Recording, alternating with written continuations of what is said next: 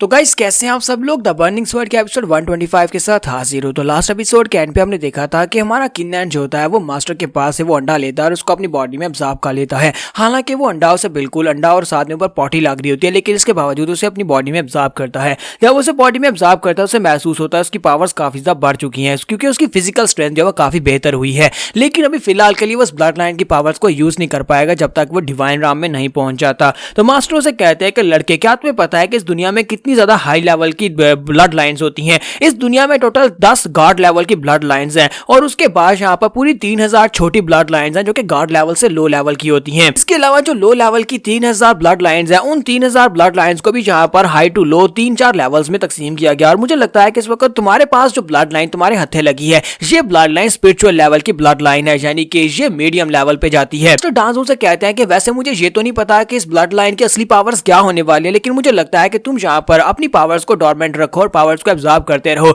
जब तुम डिवाइन राम में पहुंच जाओगे उस वक्त तुम जब एक बार इस अपनी ब्लड लाइन को एक्टिवेट करोगे, उस वक्त तुम्हें बहुत ही जबरदस्त पावर मिलेगी। तुम्हारा किन्नैन उनसे कहता है क्या वाकई में यहाँ पर ऐसा हो सकता है। फिर साथ ही वो कहता है कि चलो मुझे चेक करने दो यहाँ पर मेरे पास जो बाकी की 2 ब्लड लाइन की पावर है जो मेरे पास पहले है वो किस लेवल की ब्लड लाइंस हैं। और वो अपने पास से स्क्रॉल निकालता है। हालांकि अब ये स्क्रॉल एक बुक बन चुका है, तो इसके साथ ही वो बुक निकालता है और उस बुक के अंदर अपनी दोनों ब्लड लाइंस को चेक करता है। ब्लड लाइंस को चेक करने के बाद से पता चलता है कि उसके पास जो पहले ब्लड लाइंस है वो लो लेवल की ब्लड लाइंस है, यानी इतनी ज्यादा हाई लेवल की ब्लड लाइंस नहीं है। किन्नैन कहता है तो मुझे लगता है कि फ्यूचर में मुझे इसी तरह की और ज्यादा ब्लड लाइंस को ढूंढना होगा। अगर मेरे हत्थे यहाँ पर एक गॉड लेवल की ब्लड लाइन लग जाती है तो उसके बाद तो मैं बहुत ज्यादा पावरफुल बन जाऊंगा। मास्टर डांसू से कहते हैं लड़के अब डिवाइन राम में पहुंचने की कोशिश करो। जब तुम डिवाइन राम में पहुंच जाओगे तब ये अंडा फूटेगा और इस अंडे के अंदर से जो ब्लड लाइन निकलेगी वो तुम्हें स्ट्रॉन्गर बना देगी। किन्नैन कहता है कि मास्टर आपका बहुत बहुत शुक्रिया। मास्टर डांसू मैं बहुत ही जल्दी आपके एक्सपेक्टेशंस के ऊपर पूरा उतरूंगा। और सीन प्रेजेंट में आता है जहां पर हमारा किन्नैन और उसकी टीम जो वो इवल मोनार्च के तीनों साथियों के सामने खड़ी होती है। तो मोटा टुनबाओ से कहता है कि लड़के तुम्हारी हिम्मत कैसे हुई यहाँ पर डिस्ट्रैक्ट होने की। मैं यहाँ पर तुम्हारे सामने फाइट करने के लिए खड़ा और तुम यहाँ पर किन सोचों में गुम हो। मेरा किन्नैन से कहता है कि लड़के मुझे लगता है कि तुम अपने आप को कुछ ज्यादा ही ओवर एस्टिमेट कर रहे हो। तुम यहाँ पर मुझे हराने के लिए आए हो। हालांकि तुम्हारी पावर्स थोड़ी सी बड़ी हैं, लेकिन मेरी पावर्स तुमसे ज्यादा बढ़ चुकी हैं।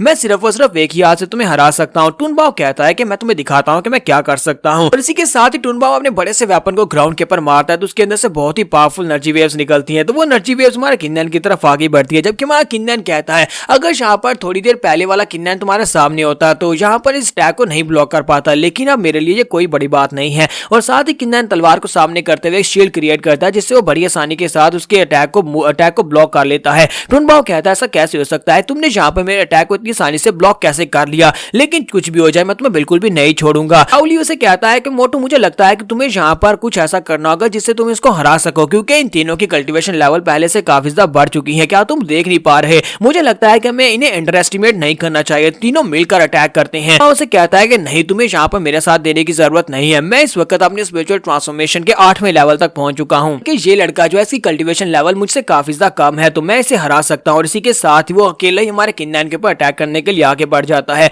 और वो फिर से अपने एक्स को ऊपर की तरफ उठाता है, ग्राउंड के ऊपर फिर से धमाका करता है। जब वो ग्राउंड के ऊपर अटैक करता है तो ग्राउंड के ऊपर काफी बड़ा जोर से झटका लगता है, लेकिन इसी के साथ ही ग्राउंड के अंदर से निकलने वाले एक बड़े से मिट्टी के तोदे को हमारा किन्नैन बड़ी आसानी के साथ वहां पर अपनी तलवार के साथ काट देता है। वो अपनी तलवार की टेक्निक को यूज करते हुए उस बड़े से मिट्टी के टुकड़े के ऊपर अटैक करता है जो कि ग्राउंड के अंदर से निकला था। उसके टुकड़े टुकड़े हो जाते हैं। टुनबाओ कहता है ऐसा बिल्कुल भी नहीं हो सकता। इस लड़के ने जहां पर मेरी इस फेवरेट और पावरफुल अल्टीमेट टेक्निक को बड़ी आसानी से हरा दिया। टुनबाओ वहीं पर ग्राउंड के ऊपर गिर जाता है क्योंकि उसकी कल्टीवेशन लेवल तो ज्यादा है, लेकिन उसकी स्ट्रेंथ किन्नैन से ज्यादा नहीं है। इसी वजह से स्नेक जी भी चलाकर उसे कहते हैं कि मोटू प्लीज जल्दी से वापस आ जाओ, हम सभी लोग मिलकर अटैक करते हैं। लेकिन टुनबाओ उसे कहता है कि नहीं, मैं अभी तक जिंदा हूं और मैं अभी तक यहाँ पर फाइट करूंगा। मैं यहाँ पर इतनी आसानी से हार नहीं मान सकता। स्नेक जी किन्नैन से कहते हैं किन्नैन मुझे यहाँ पर तुमसे फाइट करने दो। और साथ ही वो सोच रही थी अगर मैं यहाँ पर इस लड़के के ऊपर अपनी उस इल्यूजन टेक्निक को यूज करूंगी तो मुझे लगता है कि मैं यहाँ पर इसको हरा सकती हूँ, क्योंकि मेरी इल्यूजन टेक्निक पहले से काफी ज्यादा बेहतर हो चुकी है। तो जब वो वहां पर अपनी इल्यूजन टेक्निक को रिलीज करती है और साथ ही हमारे किन्नैन को डराने की कोशिश करती है, तुम्हारा किन्नैन जो होता है वो अपने आसपास देखता है, उसे वहां पर पावरफुल एनर्जी महसूस होती है। उसे महसूस होता है कि उसके आसपास इल्यूजन है, लेकिन हमारा किन्नैन पहले भी इस तरह की इल्यूजन से गुजर चुका है। तो वो उसे कहता है कि तुम्हारी टेक्निक जो है इवल सोल्जर्स के जैसी है जैसी वैंग ज़ू ने मेरे पर यूज की थी। लेकिन वैंग ज़ू की इवल सोल्जर्स वाली टेक्निक से मैं बाहर निकल गया था। मैं उस टेक्निक को काट कर बाहर निकल गया था। तो यहाँ पर तुम्हारी टेक्निक तो उसके सामने बच्चू जैसी टेक्निक है। यहाँ पर मैं तुम्हें दिखाता हूँ कि असली टेरर क्या होता है। मैं यहाँ पर तुम्हें दिखाता हूँ कि असली इल्यूजन क्या होती है। और इसी के साथ हमारा किन्नैन अपने फैंटम को रिलीज करता है। जैसे वहां पर शूरा फैंटम को रिलीज करता है तो शूरा फैंटम वहां पर एक बहुत ही खतरनाक रूप लेता है। पूरा फैंटम को वहाँ पर देखने के बाद स्नेक जी जो होती है उसकी हालत खराब हो जाती है, वो वहीं पर सकते में चली जाती है और कहती है ऐसा कैसे हो सकता है, लगता है कि रूजान से ये ज्यादा पावरफुल है क्योंकि रूजान ने एक बड़ा सा एप मॉन्स्टर बनाया था और इसने तो यहाँ पर एक पूरा फैंटम बना दिया। और इसी के साथ ही फैंटम जब उसके ऊपर अटैक करता है तो उसकी इल्यूजन डिस्ट्रॉय हो जाती है और इसी के साथ ही स्नेक जी ग्राउंड के ऊपर गिर जाती है और वो भी वहां पर जख्मी हो जाती है। तो डाउली आगे बढ़ता है और उससे कहता है कि स्नेक जी प्लीज जल्दी से उठ जाओ, प्लीज उठ जाओ, लेकिन वो होश में नहीं आ रही होती। तुम्हारा